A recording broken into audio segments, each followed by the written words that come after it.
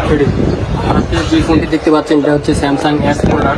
আমি যদি আপনাদেরকে একটু ফোনটা দেখাই, দেখতে পাচ্ছেন এটা হচ্ছে স্যামসাং এস ফোল্ডার। এই ফোনটির প্রবলেম হচ্ছে ফোনের যে শাটারটা এটা যদি আপ ডাউন করে, একসময় ব্যবহার কাস্টমার করতে করতে কিংবা যারা ইউজ করেন তারা করতে করতে ফোনের ভিতরে যে র্যাবনটা আছে র্যাবনটা কেটে যায়। র্যাবনটা কেটে যাওয়ার কারণে হচ্ছে আপনার ফোনের ডিসপ্লে একবার আসবে না, মিসিং করবে।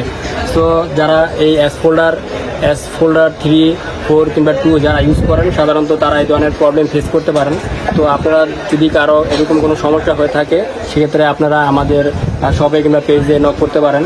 আমরা আজকে এই এস ফোল্ডার 4-এর এই প্রবলেমটা হয়েছিল, কাস্টমার আমাদের কাছে নিয়ে এসেছে। তো আমরা দেখতে পাচ্ছেন এটাতে 2টা র্যাবন আছে, এই 2টা র্যাবন মূলত কেটে গিয়েছিল। তো আমরা এখানে 2টা নতুন র্যাবন লাগিয়ে দিই এবং ফোনটা সম্পূর্ণ ঠিক হয়ে যায়। তো আপনারা যদি তারা এরকম কোনো প্রবলেম ফেস করেন আপনারা আমাদের সাথে যোগাযোগ করতে পারেন। আমরা অল্প সময় এবং কম প্রাইসের মধ্যে এই কাজগুলো